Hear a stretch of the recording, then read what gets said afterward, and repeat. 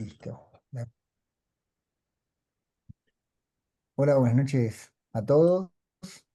Bueno, hoy tenemos la clase o el webinar, mejor dicho, de ecografía dinámica aplicada a lo que es el aparato musculoesquelético. Y no sé si ya están viendo mi presentación, no, ¿no? No, todavía. Sí. Bien, bueno, listo. Buenas noches a todos. Hoy tenemos la clase o el webinar de ecografía dinámica aplicada a lo que es el aparato musculoesquelético. Antes que nada, como siempre, agradecer al doctor Tang, al doctor Carvajal y al doctor Carbonell por invitarme a este ciclo de webinars de ecografía. Y bueno, les voy a pasar a comentar un poco cómo estructuré la clase. A mí el doctor me pidió hablar de ecografía dinámica. Entonces, bueno, obviamente uno se espera todo este tipo de movimientos y videos que están viendo ahí en pantalla, ¿sí? Pero bueno, después dije, bueno, ¿será solamente el movimiento lo que quieren ver?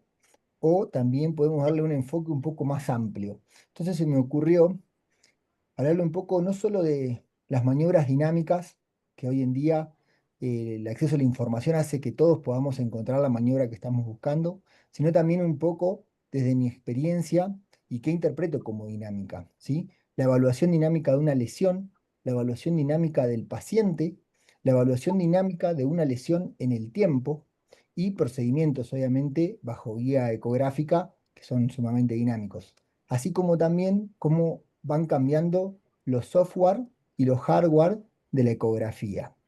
Entonces, en esta media hora voy a tratar de hablar un poquito de todo y ser lo más abarcativo posible. La ecografía, como ya habíamos visto en uno de los webinars anteriores, tiene un montón de cualidades que ya sabemos, cómo se está expandiendo su uso, sobre todo la parte de lesiones deportivas, y se está empezando a utilizar como una herramienta en el consultorio, ¿sí? Donde todos los especialistas, médicos, incluso fisioterapeutas y otras especialidades, ya lo adquieren como una herramienta más dentro del consultorio. ¿Por qué? Porque no es invasiva, porque no tiene radiación, porque es accesible y nos permite reconocer un montón de estructuras del aparato locomotor. Desde el punto de vista de las maniobras dinámicas, acá les comparto este artículo que fue uno de los premiados en el Congreso de la RESNA, donde trata de resumir cuáles son los principales gestos o maniobras dinámicas del aparato de miembro superior y miembro inferior. Sí, ahí se los dejo y espero que lo vean. Está muy detallado, está muy bien todo el artículo. A modo de resumen, los principales eh, signos que podemos ver con maniobras dinámicas son el miembro superior, el pinzamiento subacromial, lo que es la inestabilidad proximal del tendón largo del bíceps a nivel de la correa bicipital, las roturas distales del tendón del bíceps a nivel del codo, después lo que es la inestabilidad posterolateral del codo, la inestabilidad del nervio cubital en el canal epitrócleo craneano, la inestabilidad del tendón extensor cubital del carpo a nivel de la muñeca, la lesión de Stener y el dedo en resorte o dedo saltarín.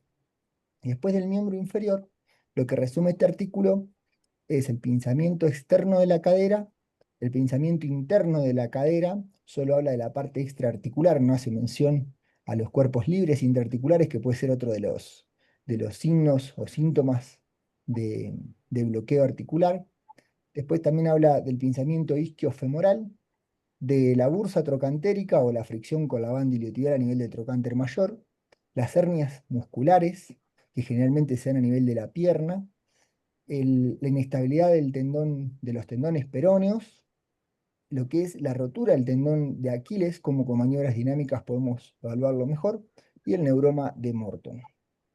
No voy a hablar de cada una de ellas porque no nos alcanzaría el tiempo. Solo les voy a mostrar en algo que estoy trabajando, por ejemplo, de cómo ese artículo resume o explica cada una de las maniobras de crono supinación. Vamos a poner el transductor en el trayecto que sigue el tendón del bíceps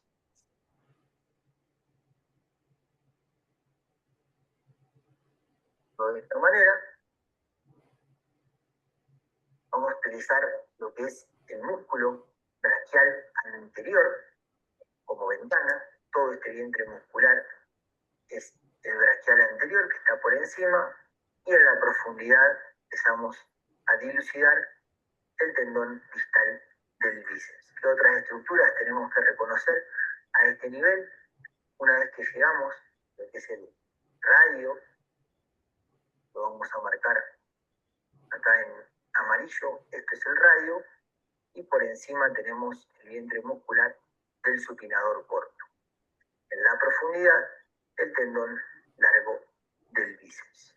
Cuando realizamos las maniobras dinámicas de pronosupinación, si bien podemos ver muy bien cómo se desliza el tendón del bíceps, nunca vamos a lograr evaluar la tuberosidad bicipital del radio, ya que se encuentra en la profundidad. ¿Sí? ¿Cómo podemos mejorar la imagen de este tendón distal? Realizando un zoom del área de interés, aumentamos la imagen y de esta manera vamos a ver un poco más grande el tendón del bíceps. Ajustamos las frecuencias, las ganancias y podemos evaluar mejor su patrón fascicular. Acá lo podemos ver. Todo esto es el tendón distal del bíceps. Vamos a sacar el zoom, volvemos a la imagen en tamaño real y lo podemos seguir en su trayecto hacia proximal. En casos de rotura es muy útil esta posición para ver el área de gap o retracción. Bueno, ahí no sé si pudieron ver el fragmento de video y se escuchó bien y se vio bien, ¿cierto? Bueno, ahí les muestro todo lo que hay que tener en cuenta cuando hablamos de ecografía dinámica. Acá solamente hablé del abordaje lateral del tendón distal del bíceps, que qué utilidad tiene cuando hay una rotura completa, nos permite medir mejor la retracción que hay hacia proximal. Pero uno tiene que tener en cuenta que cuando uno habla de dinámico es todo lo que está en movimiento. Entonces tenemos que estar bien posicionados nosotros y el paciente para poder realizar el gesto, el cual nos interesa evaluar, cómo deslizamos el transductor para tener la imagen adecuada, cómo vamos analizando la imagen, sobre todo cuando hay roturas parciales, en este caso es un tendón normal el que estoy mostrando, y cómo vamos manejando la botonería del equipo para que la imagen vaya cambiando y así obtener una buena imagen de lo que queremos mostrar. ¿Sí? Desde lo que es el tendón distal del bíceps, después en el canal va a aparecer el resto de los abordajes, el abordaje medial, el anterior, el posterior, ¿sí? Pero en estos 30 o 40 minutos intento hablar de otras cosas, además de solo las maniobras puntuales, dinámicas, como ya mencioné. Ahí les dejo el artículo. ¿Qué tenemos que tener en cuenta? Que a veces nos pasa que cuando comenzamos a hacer ecografía, y no solamente cuando comenzamos, nos encontramos una lesión y ya creemos que el diagnóstico está terminado. Pero hay veces que hay que darse un tiempo y explorar el resto de las estructuras, por ejemplo, no sé, a nivel del hombro, como vamos a hablar ahora, o de la rodilla, e ir viendo todo el panorama en distintos cortes, porque a veces nos podemos llevar sorpresas. Entonces, acá les muestro un caso donde en un mismo hombro tenemos muchas lesiones por describir. Uno cuando apoya el transductor y ya sospecha que tiene una rotura completa del tendón del supraespinoso, podría informar nada más que la rotura completa. Pero sin embargo, cuando empezamos a deslizar el transductor, empiezan a aparecer calcificaciones a nivel de la entesis sobre el infraespinoso, líquido en la bursa, irregularidad de la superficie entésica, y bueno, y así uno podría seguir describiendo todas las estructuras que están lesionadas. La ecografía, si bien las imágenes que estamos acostumbrados a ver son imágenes estáticas, son solo el resumen del estudio. La ecografía como tal es dinámica, siempre es dinámica, y hay que aprovechar esa ventaja, a diferencia de, por ejemplo, lo que es la resonancia magnética o la tomografía computada, o bueno, los rayos X, donde sí la imagen que tenemos está esa imagen y no se puede movilizar. Miren, acá les voy a mostrar un caso donde si bien la resonancia magnética es la que hace el diagnóstico de la rotura del ligamento menisco tibial. Acá les pongo en rojo, el caso es un chico joven con síntomas de bloqueos esporádicos de la rodilla, donde tenía un menisco hipermóvil por rotura de este ligamento. Y acá una imagen de una rodilla normal donde cómo se ve el ligamento menisco tibial normal. Bueno, yo ya sabiendo este hallazgo, voy en búsqueda de forzar la imagen porque no es un diagnóstico habitual por ecografía, pero sin embargo uno puede ir aprendiendo retrospectivamente y así formando su conocimiento, ¿no? Entonces van a ver cuando comienza el video, el menisco parece normal, pero después a medida que voy haciendo las maniobras de flexión de la rodilla, van a ver cómo se ve la rotura de este ligamento menisco tibial. Espero que el video corra bien, miren ahí. Al principio la imagen parece un menisco normal, pero cuando empiezo a forzar la imagen, vemos que ahí cómo se ve el área de rotura de este ligamento. Bien, otro caso que suele pasar, a veces nosotros tenemos incorporado un set de maniobras semiológicas con las cuales reproducimos un síntoma. En este caso, la articulación acromioclavicular. Yo uso siempre la maniobra para evaluar el grado de estabilidad de la articulación. Pongo la mano en el hombro contralateral, le pido al paciente que levante el codo y yo le hago contrarresistencia. Y eso generalmente genera una presión en la articulación acromioclavicular. Sin embargo, en este paciente que tenía una lesión inestable crónica, no podía demostrarlo. Entonces le pregunto al paciente, ¿cuándo vos sentís que se te mueve la articulación, que te genera algún chasquido, algún resalto? Y él me dice cuando hago el movimiento hacia anterior y hacia posterior. Entonces, a qué voy que hay veces que los pacientes vienen con un síntoma de bloqueo o chasquido y si uno no pregunta cómo se produce ese chasquido, puede pasar por alto el signo, ¿no? que estamos buscando. Entonces, conviene a veces preguntarle al paciente cuál es el gesto que realiza y ya lo vamos a ver mucho más fácil. Acá podemos ver en la ecografía cómo cuando el paciente lleva el hombro hacia anterior, la clavícula se eleva por encima del acromio. Y bueno, y este es el hombro del paciente con el signo de la charretera, todos los signos y signos. Bien, ahora pasemos a cómo evaluamos las lesiones tipo colecciones. Una pregunta que me hacen muy frecuentemente es cómo nos damos cuenta si lo que está en su interior es sangre, pus, si son cristales o qué sustancia tiene. Bueno, la realidad es que eso va siempre guiado por la clínica y en casos de duda lo termina resolviendo la punción y el laboratorio. ¿Sí? Uno puede sospechar, por ejemplo, si es un paciente que tuvo un golpe reciente, que sea contenido hemático. Si es un paciente que tiene eritema, que una masa que le va creciendo, que tiene fiebre, bueno, pensamos más bien que sea pus lo que hay en el contenido, o si es un paciente con alguna enfermedad reumatológica ya conocida que está en relación a su patología. Pero ¿qué tenemos que evaluar además en las colecciones antes de punzar?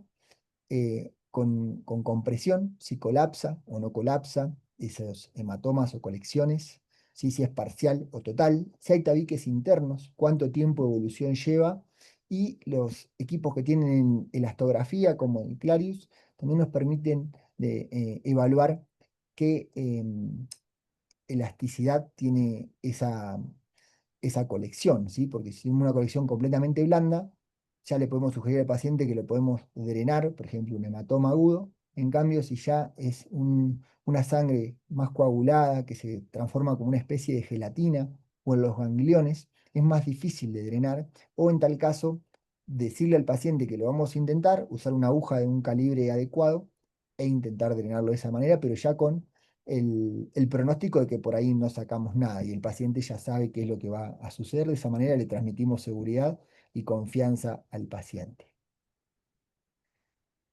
Otro tema a charlar de la ecografía dinámica es la evaluación dinámica del paciente.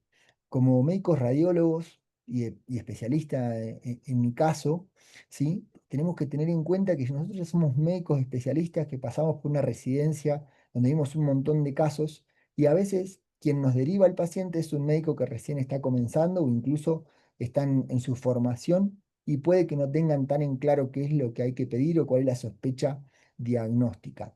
También lo mismo si del otro lado hay un especialista y nos hace una pregunta muy puntual o específica, tenemos que entender que es una especie de interconsulta porque él quiere confirmar, descartar o tal vez pensar en otro diagnóstico. Entonces tenemos que tener ese, esa parte de pensamiento crítico médico y que no somos simples eh, operadores de órdenes médicas, de que si nos piden, por ejemplo, una ecografía de pierna, no, limitarnos a hacer la ecografía de pierna. Y acá vengo con un caso. Este es un paciente de unos 70 años que viene por la sospecha de un desgarro de la pierna. Y cuando yo lo veo al paciente, es un paciente añoso, le pregunto, no había hecho ningún gesto deportivo ni ningún esfuerzo como para pensar que tuviera un desgarro. Y a la simple vista ya tenía todo el miembro inferior edematizado y llevaba casi una semana de evolución. Entonces, uno puede ver en la ecografía de pierna el edema difuso que tiene a nivel de la pierna comparativamente con el contralateral. Sin embargo, uno ya está pensando que probablemente no sea un desgarro, sino que sea una trombosis venosa profunda lo que tiene el paciente. Y de esa manera explicarle al paciente la patología y transformar lo que es una ecografía de pierna en una ecografía Doppler de miembros inferiores. Acá lo que estoy mostrando es que del lado normal colapsa la vena poplitea, del lado izquierdo no colapsa y tiene claramente cuando le pongo el Doppler, la arteria pinta, la vena no pinta y tiene ese material ecogénico en su interior que es el trombo ya subagudo.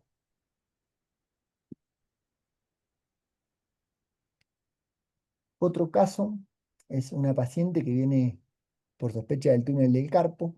Este, si bien no escapa a la orden médica, digamos, de la región a evaluar, que era una ecografía de muñeca bien solicitada, sí hay que interrogar a la paciente y dónde siente el síntoma y hacerle las maniobras de Fallen, de Tinel y todo esto para evaluar si realmente es un atrapamiento del nervio mediano. Por un lado, les muestro, a nivel del túnel del carpo, ahí el nervio mediano tiene una variante anatómica que tiene una rama tenar que sale a nivel del túnel del carpo como variante anatómica. Pero sin embargo, el nervio mediano no presenta aumento en su sección transversal, ni tampoco tenía signos del reloj de arena en el corte longitudinal.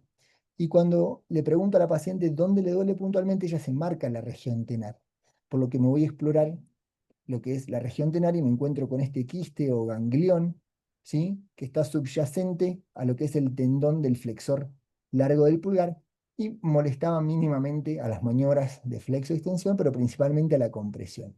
En este caso se sugiere el drenaje del quiste, que es un gesto mucho más sencillo que hacer una liberación del túnel del carpo y que probablemente no le solucione el problema, o primero intentar drenar el quiste, ver cómo evoluciona y en tal caso después hacer la cirugía, ¿no? Bien, pasando a otra región, vamos al tema de la pubalgia, donde acá la parte dinámica es fundamental y entender el concepto de pubalgia. A grandes rasgos, la pubalgia la podemos dividir en tres grandes grupos o patologías que si bien pueden tener tratamiento distinto, a veces pueden coexistir y siempre hay que evaluar estas tres cosas al menos con la sospecha de pubalgia. Por un lado, las hernias inguinales, como les muestro acá el caso de una ecografía de hernia, donde vemos cómo protruye en aspecto de guante un tejido graso properitoneal entre lo que es el recto anterior del abdomen y los vasos epigástricos. Esto es una hernia directa o hernia deportiva, ¿sí? En este otro caso, les muestro una tendinopatía aductora, que es otro de las o segundo diagnósticos más probables a la hora de evaluar la pubalgia. De este lado tenemos un tendón que tiene aumento de la ecogenicidad, hay edema en la transición músculo-tendinosa y mínima irregularidad de la entesis del pubis. Comparativamente, el lado contralateral, como vemos el tendón, ¿sí? Que no tiene ningún área de alteración de su ecoestructura y no hay edema a nivel de la transición músculo-tendinosa. Esto es una tendinopatía aductora del lado izquierdo. Y por último, dentro de la pubalgia, que tenemos que evaluar también la cadera, no olvidarnos de evaluar la cadera. Acá tenemos que hacer maniobras de flexión y rotación interna y externa de la cadera, buscando si desencadena el síntoma doloroso que el paciente refiere. Acá les pongo una cadera patológica donde vemos claramente que está horizontalizada la transición cabeza-cuello femoral, y este es otro paciente donde vemos una estructura normal de la cabeza, del fémur y del cuello. Acá en el margen se ve el acetábulo de este lado, y acá en el lado contralateral de otro paciente también el margen del acetábulo. Esto es un pinzamiento en relación a una morfología tipo CAM del fémur. Sin embargo, la ecografía nos aporta parte de la imagen, siempre hay que complementarlo con radiografía y eventualmente con resonancia y o tomografía computada. Doctor Nicolás, qué pena interrumpirlo un segundo. Sí. ¿Podría por favor ampliar la pantalla, la presentación? Em, ¿Ustedes qué pantalla están viendo? ¿La pantalla completa o ven dónde están las notas? Sí, la presentación y las notas, pero para ampliar más lo que nos está... Ay, verás, que mil disculpas. Mil disculpas, pensé que estaba transmitiendo la otra pantalla. Ya, ahí te transfiero. A ver ahora. ¿Ahora sí? Sí, perfecto. Muchas gracias. Ah, me hubieras avisado antes, disculpame. Disculpe el público. Bueno, seguimos adelante. Bien, entonces, ahora, hablando puntualmente de las hernias, también la evaluación de la región inguinal es dinámica, ¿sí? Y tenemos que tener en cuenta que no es una única imagen. Vamos a ver que al menos lo que es el triángulo de Hasselbach, que se forma entre lo que es el recto anterior, los vasos epigástricos y el ligamento inguinal, uno cuando comienza a evaluar esta región, generalmente apoya el transductor aquí arriba, donde puse el número 1, y vemos cómo los vasos epigástricos se van alejando del recto anterior en busca de los vasos femorales. Después vamos descendiendo el transductor y el sitio más frecuente donde encontramos el tipo de hernias directas es a nivel 2, pero sin embargo, y no menos importante, es en la parte distal, que es el caso que les voy a mostrar acá en este video, a ver si corre sin pasar. No, se me pasó a la otra lección. Ahí vamos, miren. Acá comienzo con el recto anterior en el margen de la pantalla. Vamos a ver. Acá está el margen del recto anterior, los vasos epigástricos, y le pido al paciente que haga maniobras de valsalva. Acá no veo signos de hernia. A medida que voy hacia distal, qué pena que el video está como trabado. No sé si a ustedes les pasa. Ahí. A ver si corre completo. Ahí estoy en la parte en número 1, digamos. Voy alejando el transductor, número 2. Y acá vemos cómo empieza a protruir algo ya en la parte más distal. Entonces reacomodo el transductor, ¿sí? Y fíjense en este video de acá abajo, es el mismo paciente, cómo lo vemos ya a nivel del orificio superficial inguinal, la hernia, ¿sí? No olvidarse de evaluar la parte distal de este triángulo de Hasselbach. Miren qué bien se ve en esta imagen de acá abajo, ¿sí? La hernia cuando le pido al paciente que haga las maniobras de Valsalva. Ah, ahí está, miren, cómo protruye el tejido graso y es coincidente con el sitio doloroso del paciente.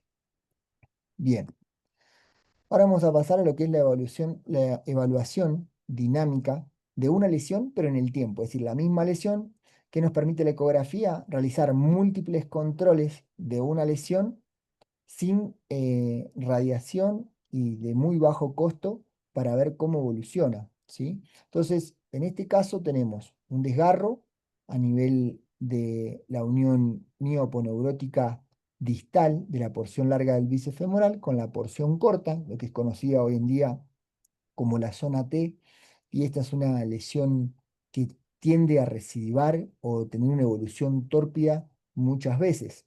Entonces, en este caso les muestro, esta es la imagen en blanco y negro, como la vemos en modo B, el lado afectado con ese pequeño desgarro y del lado sano cómo se ve esta unión, ¿sí? Entre la porción larga y la porción corta.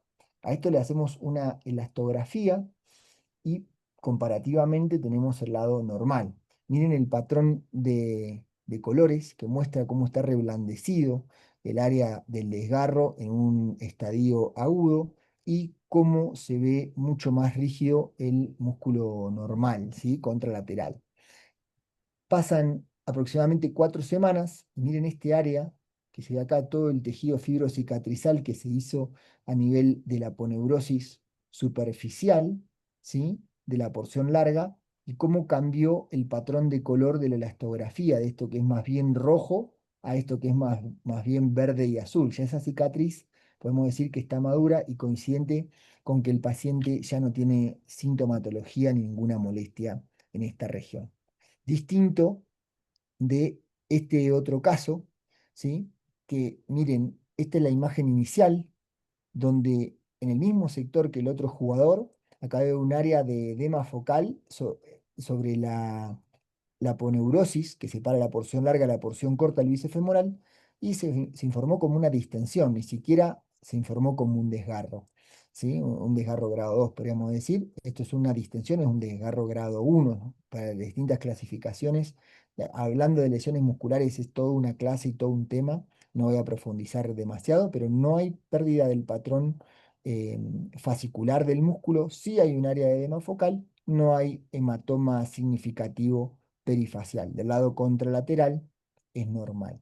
Bueno, esto fue el 18 de julio, el 8 de agosto yo me esperaba encontrar una imagen completamente normal. Y sin embargo, cuando el paciente llega, me encuentro que hay como pérdida de la histoarquitectura, un hematoma o cicatriz en formación, signos de Doppler positivo. Esto es una evolución tórpida, a pesar de que el paciente no había vuelto al juego, estaba con fisioterapia, pero bueno, se ve que algún gesto o algo en este mes o casi mes hizo que había hecho esta evolución tórpida que les digo que es muy frecuente de que suceda en esta región, entre la porción larga y la porción corta del bíceps femoral a nivel del tercio distal del muslo. Entonces, esto nos permite la ecografía, ir evaluando cómo evoluciona el desgarro, la cicatriz o los hematomas en caso de que sospechemos que está calcificando. Es muy importante hacer el seguimiento de las lesiones. Bien, ahora ya nos vamos hacia la parte de los procedimientos dinámicos. En este caso, miren los detalles que les voy a mostrar que me gustaría resaltar. Por un lado tenemos la correlación entre la resonancia y la ecografía. Esto nos da un mayor entendimiento de por qué la ecografía tiene una mejor resolución espacial para algunas lesiones. ¿Sí? Cuando la lesión es pequeña, en la resonancia apenas aparece una línea hiperintensa ahí que separa el supraespinoso de su inserción sobre el troquíter, y cuando vamos a la ecografía, miren cómo podemos describir o analizar esta lesión con mucha más precisión. ¿Sí? Eso por el lado de lo que nos permite la ecografía. Este paciente, como es una rotura, si bien es casi que de espesor completo, no afecta todo el tendón, y la conducta del médico cirujano tratante fue primero realizar una infiltración con PRP, la cual va muy bien porque es una paciente que está en tratamiento. Bajó el dolor de un 9 sobre 10 a un 4 sobre 10 luego del procedimiento, y obviamente de las sesiones de fisioterapia que siempre van acompañadas de este tipo de tratamientos ortobiológicos. Bien, entonces, ¿qué sucede cuando vamos a infiltrar a la paciente? Esta imagen la obtengo con la maniobra de Kras modificada, que pone en tensión el tendón del supraespinoso, y así podemos obtener la imagen. Para los y las pacientes que infiltro, me gusta hacerlo en decúbito supino, porque en caso de que el paciente presente algún síntoma vasovagal durante el procedimiento, es mucho más práctico, sobre todo cuando uno está solo en el consultorio, ya tener el paciente acostado, explicarle qué puede suceder y preguntarle si tiene miedo a las agujas o estas cosas, para ya uno estar preparado, prevenido y el paciente también. ¿Qué pasa cuando acuesto al paciente? Bueno, pierden la tensión el tendón y miren que la rotura prácticamente casi que desaparece. ¿Sí? Eso por un lado, primer punto. Obviamente tenemos los signos de la rueda pinchada, la pérdida de la convexidad de la bursa, ¿sí? Y la irregularidad de la superficie entésica y la heterogeneidad del tendón del supraespinoso. Obviamente la rotura está ahí, pero es menos evidente que con la maniobra de Kras. Bien, y con respecto al procedimiento, desde la parte dinámica del procedimiento hay que hacer distintos gestos para obtener buenos resultados. Entonces, ¿qué es lo primero que hacemos? Primero poner un anestésico local y una vez que el paciente ya no tiene sensibilidad, aprovechamos para hacer un raspado de la entesis. ¿Sí? Agredir esa entesis con la intención de que sangre y aumentar el proceso fibrocicatrizal. Y una vez hecho esto, nos vamos al tendón y miren con la precisión que uno puede ir distribuyendo el plasma dentro del tendón, tanto en el eje longitudinal como en el eje corto, porque la intención es que se cicatrice el tendón perilesional y que trate de unirse o generar tabiques con la parte donde ya no hay tendón, ¿sí? O con las bursas adyacentes. Entonces, si ustedes observan acá la escala, estamos trabajando en el tendón como tal, tiene 1 centímetro de espesor. Esto hacerlo a ciegas es prácticamente imposible. Entonces la ecografía nos da esta ventaja de con ir moviendo mínimamente la aguja, ir distribuyendo la concentración del plasma, que se pone muy poquito, se pone en 4 o 5 centímetros cúbicos. Entonces hay que ponerlo en el sitio específico para obtener buenos resultados. Acá les voy a mostrar otro caso. Este caso es un paciente que había informado una rotura parcial de fibras articulares del tendón del supraespinoso. También la conducta junto con el cirujano fue de hacer primero la aplicación de PRP y ver cómo evolucionaba. Y cuando empiezo a pasar el plasma, eh, miren cómo se va delaminando todo el tendón, ¿sí? Esto yo sinceramente no me lo esperaba encontrar, no lo había visto antes de la infiltración, pero ya pasa, si bien sigue siendo una rotura parcial, ya no solo afecta a las fibras insercionales, sino que todo el tendón está delaminado. Por suerte este paciente le fue bien, no presentó ningún síntoma, pero en caso que no hubiera evolucionado bien, el cirujano ya tiene este dato de que el tendón en su parte intrasustancia está completamente delaminado. Otro caso, este es un drenaje de un hematoma postcontusivo reciente. Acá que nos permite la ecografía, bueno, el posicionamiento de la aguja obviamente en el eje largo o en plano y en el eje corto ver específicamente dónde estamos dentro del hematoma para ir posicionando la punta de la aguja en el sector más declive e ir comprimiendo el hematoma hasta reabsorberlo completamente y ya no tener prácticamente hematoma, ¿sí? Obviamente después del procedimiento al paciente se le hace una compresión del muslo para evitar que se vuelva a formar el hematoma, ¿sí? Y esperamos una buena evolución.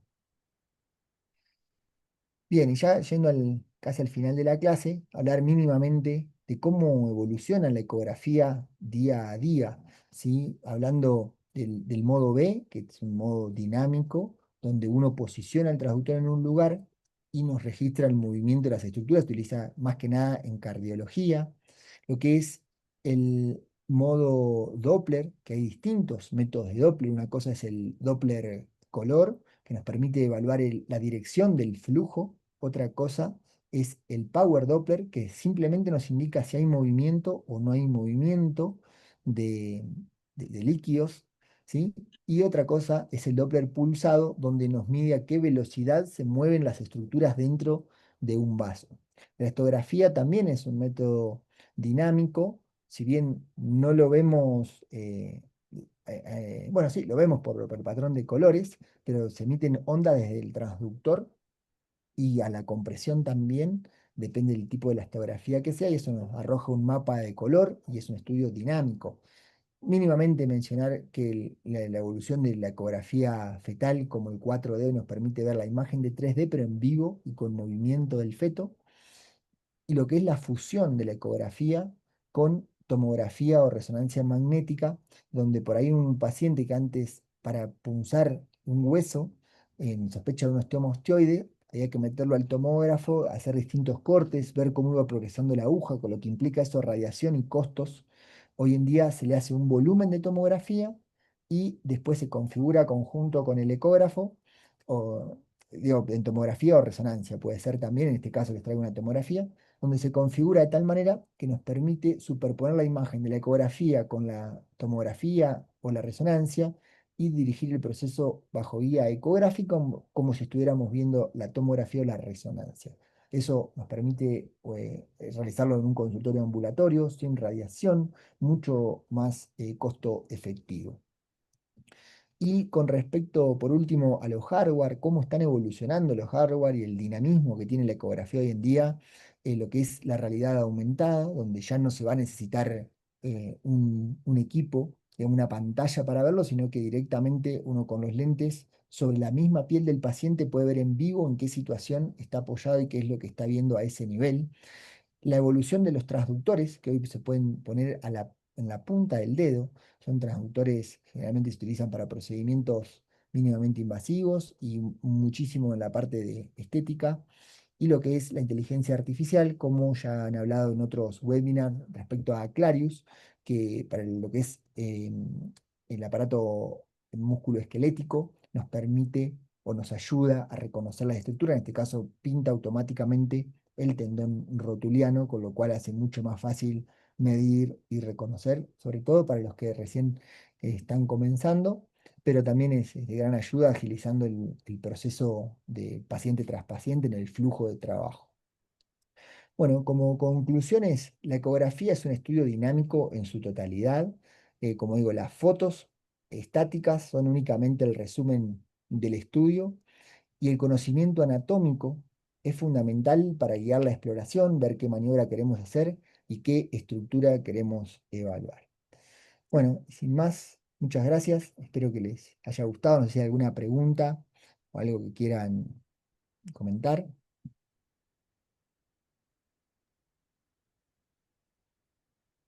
Recuerden que pueden hacer sus preguntas en la casilla de preguntas y respuestas o en el chat y los estaremos leyendo. Muy bien, doctor. Muy bien. Está el doctor Andrés Carbonell, tiene una pregunta. ¿Qué más, Nicolás? Muchas gracias por la presentación. Tenía otra pregunta que de pronto no mostró. La primera sí mostró. Entre las patologías que habló al principio, lo del neuroma de Morton, a mí personalmente a veces me cuesta mucho encarar la lesión. eh, Trato por dorsal, por plantar, apretando y a veces me cuesta mucho encontrarla aunque tenga la correlación. ¿Tiene algún otro tip o algo que nos pueda ayudar de pronto a dirigir si siempre por la localización entre los metatarsos o siempre más fácil le hace el crecimiento hacia la parte superficial del dorso o la parte plantar? ¿Cómo lo exploran? Bien, con respecto a lo que es el neuroma de Morton, vos lo que me está diciendo es la maniobra de Molder, ¿sí? De comprimir. Sí, Yo lo que hago, bueno, obviamente preguntarle, si bien el neuroma de Morton se forma en el tercer espacio intermetatarsiano, generalmente, hay otros neuromas que pueden estar en el segundo o en el cuarto, ¿sí? Entonces, tratar de asegurar cuál es el lado que le duele. Lo que puedo hacer también es poner directamente el dedo en el espacio intermetatarsiano, desde el lado dorsal, ¿sí? Y eso también me ayuda a veces a ver los pequeños neuromas. A veces cuando yo digo, tengo un dicho, cuando las cosas están, están. Digamos, tienen sí, es que neuromas a veces son y súper chicos. le aprieto y siento el chasquido, porque uno siente el Sí. chasquido en la compresión, ¿sí? Hay que buscarlo y tomarse el tiempo. A veces lo que hago es, bueno, esta es mi mano, ¿no? Pero si fuera el pie, hacer una dorsiflexión de los dedos y abordarlo directamente desde la parte más distal de la articulación intermetatarsiana y no tanto plantar. Como que lo voy moviendo dinámicamente. Son estudios dinámicos en su totalidad, siempre, y hay que ir buscando la forma de demostrarlos. Hay veces que también se pueden formar bursitis previo a que esté el neuroma como tal y generan cierta molestia o dolor, y ahí lo que hago es poner el transductor en forma longitudinal en el espacio intermetatarsiano y también tratar de comprimir desde la zona plantar, y si es una bursa, la bursa se va a comprimir, ¿sí? Pero generalmente vamos a tener un neuroma. Si no tiene la bursitis, está el neuroma ahí al lado, por más chiquito que sea, pero es un diagnóstico diferencial, la bursitis intermetatarsiana sin neuroma evidente. Yo entiendo que a veces es difícil evaluarlo. A veces por resonancia magnética también cuesta si el corte no está bien hecho. eh, entonces, bueno, la eco no da esa posibilidad de evaluarlo de todos los ángulos. Perfecto. Y la otra, no sé si el doctor Antonio por ahí nos puede ayudar también. Yo generalmente cuando tengo una rotura total del tendón, trato de medir el gap de la distancia, pero no sé si dinámicamente debería evaluarse a ver con qué movimientos. Yo hago los movimientos naturales para cada posición estáticos y después si tengo alguna duda, ahí como que trato de moverle, ayudarle con el paciente con el movimiento según el tendón explorado. En el caso de una rotura completa, la distancia del gap que va de la parte proximal a la distal del espacio que queda, ¿es importante la máxima distancia o es según la temporalidad? Porque según la temporalidad los tendones van teniendo a tener ese comportamiento fibrótico y capaz se alejan un poco más. Entonces es hacer una maniobra dinámica para estimular más esa distancia o cómo buscarían ahí que le importe a ortopedia. No sé si al ortopedista cuando llega el informe le interesa mucho la distancia para saber si tiene que apoyarse de otros implementos o traccionar un poco más o liberar parte del tendón para poder llegar y juntar las puntas. Sí, Andrés, claramente, pues parte desde el punto semiológico, que como sabemos que este ecógrafo es la tercera mano de nosotros, esta tercera mano pues es una ayuda básica para nosotros poder guiarnos en parte de cualquier tipo de lesión. En el caso de la rodilla, las elongaciones, nosotros tenemos que hacer un cajón, ya sea que tengamos un auxiliar, alguien que nos ayude o nosotros mismos para no perder la fuerza, porque tú sabes que tú coges tu ecógrafo, en el caso mío yo siempre lo cojo con la mano izquierda y pues tendría que, así como para hacer el intervencionismo, necesito mi mano derecha para la aguja, necesito mi mano para ejecutar las funciones semiológicas de cada articulación. En el momento en que yo haga mi dinamismo de mi cajón anterior, en el caso de rodilla, eh, nosotros evaluamos, ya sería muy complejo como tomar la medida, que venga yo tomo una medida, es imposible porque vos tenés las dos manos ocupadas, es muy difícil manipular la pantalla para tomar una medida.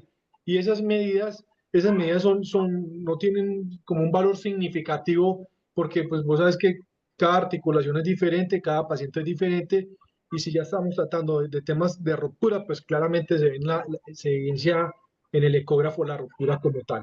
Yo pero también quería agregar a la charla de Nicolás, pues que está fantástica. Doctor Nicolás, muchas gracias. Gracias, Doc. Con Eh, gusto.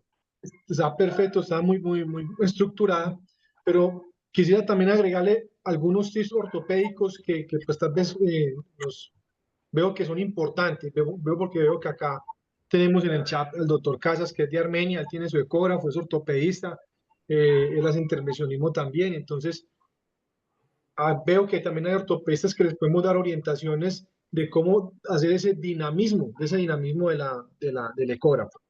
Nosotros mejoramos la relación médico-paciente con el ecógrafo. ¿Por qué? Porque antiguamente decían los radiólogos, con el respeto a todos los radiólogos que los quiero mucho, decían, no, yo no tengo por qué hablar con un paciente, yo simplemente me pongo de espaldas o me pongo de frente, hago mi evaluación, le doy 3, 4 órdenes al paciente y listo.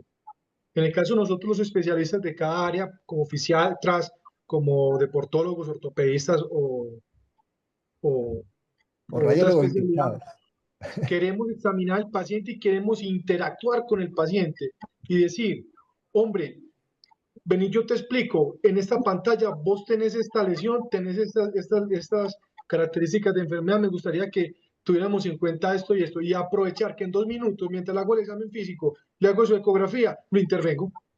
Entonces matamos 3 pájaros de un solo tiro.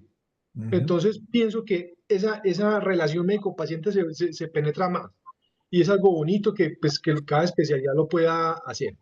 También teniendo en cuenta desde el punto de vista del intervencionismo, que es el tema que más le trata acá a los ortopedistas y fisiatras, deportólogos y demás colegas, es que nosotros estamos también cuantificando el flujo sanguíneo. ¿Por qué? Pues porque tenemos las herramientas para hacerlo. Y dinámicamente, eso es una herramienta dinámica. Lo mismo para hablar un cuerpo extraño. Nosotros con los principios básicos de ecográficos, que es la traslación, desplazamiento y presión del ecógrafo, del transductor, hacemos un seguimiento completo de todo un tendón, de todo un ligamento, de todo un músculo, y lo ponemos en acción con órdenes verbales. Y entonces esa interacción hace que el paciente sea así, hombre, tengo una ruptura, hombre, tengo una elongación, sí, realmente tengo un quiste, hombre, ¿esta sangre qué significa? Y todo eso lo podemos nosotros ir manejando porque este estudio dinámico nos muestra más que todo las disfunciones que tenemos que usar, las disfunciones de cada lesión que tenemos, ¿cierto? Por eso este método diagnóstico de dinámico nos evalúa todos los desgarros de cualquier tejido, desgarros de tendones, también nos evalúa los esguinces agudos para los deportólogos o incluso para los ortopedistas. En el caso del reumatólogo, también para el ortopedista, artritis reumatoidea, en movimientos dinámicos con nuestros equipos, vemos cómo está esa sinovitis de cada articulación. Pero también hay algo importante a las mujeres embarazadas, aquellas que no pueden tener resonancias. Podemos nosotros con este ecógrafo hacerles maniobras en nuestras rodillas o en nuestros hombros y dar un diagnóstico certero. Lo mismo para los niños. Incluso pacientes que tienen prótesis o tienen material de osteosíntesis, que muchas veces no la podemos ver con la resonancia porque no nos permite, con la dinamización de nuestro equipo, podemos mejorar eso. Independientemente, ayudamos para lo que es el hombro que vemos. Luego podemos ver la articulación acromioclavicular, como usted mostró, y mediante mis maniobras yo puedo mirar si es una grado 1, grado 2 y qué ruptura de los ligamentos de acromioclaviculares están en efecto, porque ahí se ve claro cómo se desplaza la clavícula como con el acromio. Solamente con el mismo traductor tú le haces presión y vemos cómo ese menisco de la articulación se desplaza o se rompe. O viajemos a la rodilla, en la rodilla es lo mismo. Ponemos a nuestro paciente en su posición para mirar un menisco y con las maniobras de pivote podemos ver cuando un menisco está roto y se ve. Volteamos el paciente boca abajo. También evidenciamos cómo están los meniscos en maniobras dinámicas. También podemos, es importante mirar lo que usted también habla, doctor Nicolás, el tema de los derrames articulares. Que si es sangre, no, que si es que, no, sí, evidentemente con nuestro ecógrafo, haciendo la dinamización, podemos dar el diagnóstico definitivo y ya sabemos que si es crónico, si es agudo o si simplemente es el quiste que no podemos drenar. ¿Cierto? Entonces hay que caer en cuenta que eso es un tiempo real. Tenemos el ecógrafo como un tiempo real. En el momento no es la mera película como la radiografía o como la resonancia, que ¡pum! Quedó. Nosotros tenemos la ventaja de nosotros jugar y poder buscar no solo una lesión, sino dos, y con los movimientos del paciente porque son tiempos reales y podemos evaluar la inflamación. También quiero pues que esta dinamización se emplea mucho en ortopedia y en deportología porque nosotros hacemos un seguimiento de los síntomas durante cualquier actividad física. Por ejemplo, estamos en una competencia, fueron a jugar golf o fueron a jugar tenis. Nosotros en ese momento como deportólogos o como ortopedistas de clubes hacemos el seguimiento dinámico durante la actividad física y vemos los cambios significativos inflamatorios que el músculo o el tendón nos puede representar. Por eso, pues quiero hacer una invitación a todos los colegas de Latinoamérica y Colombia. Un saludo especial para el doctor Casas, que, hombre, este equipo tiene muchas ventajas, que nosotros podemos actuar y solucionar los problemas del paciente fácilmente. No, el ecógrafo no es difícil, las cosas es fácil, se puede manejar y podemos hacer muchas cosas, interactuar con el paciente, hacer intervencionismo, diagnosticar el paciente y vamos a quedar como unos príncipes y nos va a ir muy bien. Esa es la aclaración que quería desde el punto de vista ortopédico. No sé si tienen algunas preguntas o qué. Muy bien, muy bien. Aquí quiero agregar un par de tips, aprovechando lo que dice el doctor Carvajal, lo que preguntó el doctor Carbonell. Y como siempre, doctor Nicolás, su clase, su masterclass, creo que vamos a hacer cosas interesantes. Hoy estaba preguntándole, porque tengo un deber este año que no lo logré hacer, porque creo que estoy armando un equipo bastante interesante, que aquí está más de la mitad. falta presentarles a ustedes a la que era parte de mi equipo de médicos, una kinesióloga en Chile. Ella es cartagenera, ya está en Cartagena. Ella trabajó para la selección chilena de fútbol, hace neuromodulación percutánea y cosas interesantes que se las quiero presentar. Y también un deportólogo, el cual quiero reunirlos porque tengo una idea de un taller, un curso hands-on con pacientes reales en intervencionismo y diagnóstico musculoesquelético de miembro superior, miembros inferiores, que incluya cadera y columna. Serían 3 cursos distintos, pero creo que va a quedar para finales de enero, por lo que estoy analizando por los tiempos, pero vamos a hacerlo bien chévere. Y quiero dar 2 tips por la pregunta del doctor Carbonell, la respuesta del doctor Nicolás. Hace unos años atrás, y principalmente en reumatología, para los que quieran hacer ecografía musculoesquelética y articular de articulaciones pequeñas o buscar nódulos, yo hago la ecografía ya hace unos años como si estuviese haciendo una manicura, una pedicura. Lo hago con las manos sumergidas en agua y el ecógrafo sobre el agua. Van a ver cómo es una locura. ¿Ok? Potencia el Doppler, potencia la dinámica y yo tengo mi manicura en el consultorio. Entonces los pacientes meten sus manos, ¿sí? Y yo lo hago con agua, sumergido en agua. Es una locura. Y ya en Colombia, Gil Médica me trajo por fin, se lo pedí todo este año y ya lo logró, ya tiene Invima, un producto que a mí me gusta mucho, que logré ver hace unos meses, unos años atrás, se llama Usono, que voy a ver si hago que lo practican algunos de ustedes, ya lo tenemos en Colombia. El Usono es un dispositivo en donde colocamos el ecógrafo y el paciente está en dinámica, ¿sí? En dinámica real, en contracción, y podemos entonces ver en contracción, hacer ecografía en contracción. Eso es súper interesante porque lo que hace el Usono, que no lo podíamos hacer nosotros, es dejar el ecógrafo en el eje. Al dejar el ecógrafo en el eje, nosotros podemos ver cómo la biomecánica de las fibras cambian en su contracción, que es algo más que estamos escribiendo, que quiero invitarlo a los radiólogos, al doctor Carvajal, a que se quiera sumar. Nos estamos dando cuenta que la biomecánica de muchos músculos tienen 2 tipos de contracciones, una anterior y una posterior. Y eso también tiene que ver con algún tipo de lesiones y cómo planificamos hacer el tratamiento. Entonces, la ecografía dinámica, como yo la hablo, hay 3 tipos de dinámica. La dinámica natural, que es la respiración, que es el flujo vascular. La dinámica la cual aprendimos hoy mucho, que es de posicionamiento. Y la otra que es de contracción, y la biomecánica per se. Entonces también podemos hacer ecografía con contracción y contra la fuerza, tal cual como quiero hacer este curso, que tiene que ver mucho con semiología desde la mirada del deportólogo, semiología de la mirada del ortopeda, y la visualización de la ecografía. Evidentemente, la ecografía es más sensible y específica inclusive para ruptura de implantes mamarios, porque es dinámica. Es evidente que la resonancia, ser estática, vamos a ver algunas cosas, pero la dinámica nos va a mostrar cómo hay esa apertura y esas lesiones. Así que todos los que quieran hacer ecografía musculoesquelética de tejidos blandos, articulares, la respuesta es en que la ecografía es un estudio dinámico, señores. Así que esa es la respuesta, cualquiera, ¿no? Ya si sea facial o estética, la gesticulación, abrir la boca, ya la articulación temporomandibular cambia, ya sabemos si hay una simetría, si va a hacer viscosuplementación allí, lo mismo pasa en el hombro, en las caderas y en otros puntos. Así que eso está muy interesante. Ahí hay una pregunta que es una pregunta más que todo para la gente de Gil Médica, cómo funciona el equipo Clarius, el tema de realidad virtual. Realmente no es realidad virtual, es un poco de inteligencia artificial, en donde hay un modo que es un modo T, en donde se transforma la anatomía y es netamente de educación y de guía, se llama modo T y es muy interesante. Y bueno, creo que no sé si hay algo más que agregar, doctor Nicolás.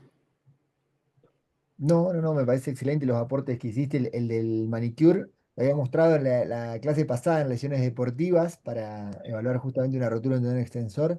Y el Usono cuando estaba armando la parte del hardware, ahora que lo mencionaste se me olvidó completamente, pero ¿sabés quién es el primero que comenzó con ese tipo de ecografía antes de Luz Sono? Que yo escuché ya hace, creo que 8 o 9 años atrás, el doctor Dib, es un médico colombiano, Gabriel Dib, que él lo hacía con una esponja o goma espuma, como se llama, le hacía una ranura al medio, ponía su transductor y se lo ajustaba con abrojos, o como es que le dicen acá al abrojo. Con velcro. Bueno, con velcro, se lo ponía en la pierna a los deportistas o en el muslo y él mostró esa clase y lo vi por primera vez ahí ya hace como 10 años atrás. Y ahora la marca holandesa Usono lo está haciendo mucho más sofisticado para cada uno de los equipos y también te da esa posibilidad de todo lo que vos estás contando. Y se me pasó de ponerlo, pero súper, súper interesante. Gracias por recordarlo. Y hay una empresa danesa con la que estoy trabajando que tiene algo parecido al Usono, pero en el rotor yo le propuse que algo que estoy parte ya del desarrollo, propuse ponerle control con el celular. Entonces podemos girar y hacer tilt, Ujú. que eso está interesante porque está en 90 grados. Creo que necesitamos girar y hacer tilt. Es como un sono con algo más. Ojalá funcione y salga pronto. Pero bueno, esos son los tips. La ecografía dinámica, doctor Carvajal, doctor Carbonell, llegó para todos las especialidades. Y lo que digo yo, el que aprende la anatomía musculoesquelética de la ecografía, eh, los ortopedas rápidamente van a poder hacer diagnósticos si lo hacen todos los días con su consulta. Eso no hay forma de tapar el sol con un dedo. Y nuestra tarea como radiólogos es entender la tecnología y ser cada vez más capaces, porque nos pasan por encima los ortopedas rápidamente. Así que bueno, hay que hacer un equipo y enseñarles a que trabajen de forma estandarizada y entiendan el equipo, porque ellos tienen la visión ortopédica, biomecánica, clínica, lejos superior a la de nosotros. Ayer y hoy hice 12 nefrolitotomías con urólogos, el doctor Serrano, que ha hecho más de 5.000 nefrolitotomías en Colombia. Quiero preguntar al doctor Carbonell, al doctor Bernard, si alguna vez entraron a una nefrolitotomía. No, Sí, no, no. sí, yo sí. Me acabo de enterar en estos días que existen más de 10 tipos de cálculos renales, para que entendamos, o sea, estamos muy perdidos por no conocer las otras especialidades. Así que bueno, yo fui a hacer un estudio de pene y terminé haciendo estudio de riñones. Lo que quiero decir es que la ecografía no solamente para los radiólogos, ya es para el universo. Y hay un ecógrafo que los voy a invitar a Gil Médica que me ayude a importarlo y les voy a regalar este dato que estoy tratando de distribuir y representar en Latinoamérica. Se llama Pulse, en español se escribe Pulse Mode. Pulse Mode. Es un ecógrafo israelí, es una carcasa de celular, señores. Le meten la carcasa y convierte tu celular en un ecógrafo, chicos. Locura. Se escribe Pulse Mode, búsquenlo. Una locura. Ojalá lo podamos importar junto a Gil Médica. Y es un ecógrafo hecho para hacer teleecografía, principalmente en obstetricia. Así que bueno, hoy, 9 de septiembre, debe estar jugando Colombia-Venezuela. Eso Argentina, cómo está. esperemos que vuelva a ser campeón. Así salimos de las dudas que Messi es el mejor. Eh, No sé cuál es la duda. No sé cuál es la duda. todavía hay gente que duda, ¿no? Así que Messi es un dios. Así que bueno, chicos, muchas gracias por esta charla, muchas gracias por aprender y enseñarnos y espero verlos muy, muy pronto. Las próximas sesiones van a estar enfocadas en pared abdominal y tenemos invitado al doctor Nayib Zurita, cirujano general, especialista en pared abdominal, y el doctor André Carbonell, que también, como siempre, nos está acompañando en muchas de estas charlas. Doctor Nicolás, como siempre, esta es su casa. Si tienes espacio, te espero como radiólogo, moderador. Vamos a hablar de pared abdominal, sonoanatomía pared abdominal, hernias de pared abdominal, diastasis de pared abdominal y las nuevas técnicas quirúrgicas de pared abdominal que efectivamente son argentinas. doctor Guillermo Di Biasio y Ezequiel Palamicino, son de Rosario y han creado una nueva técnica que se llama mínimamente invasivo, lipoabdominoplastia mínimamente invasiva, y vamos a trabajar hasta el mes de octubre en pared abdominal. Así que todos ustedes, si quieren sumarse a estos webinars, bienvenidos, porque vamos a hablar de bloqueos, vamos a hablar de ecografía musculoesquelética y, bueno, hacer estos diagnósticos desde la mirada de un cirujano de pared abdominal. Muchas gracias, Jordan, muchas gracias a todos ustedes y muchas gracias a los asistentes. Chao, chao. Chao. Muchas gracias. Hasta luego. Gracias, feliz noche. Hasta luego.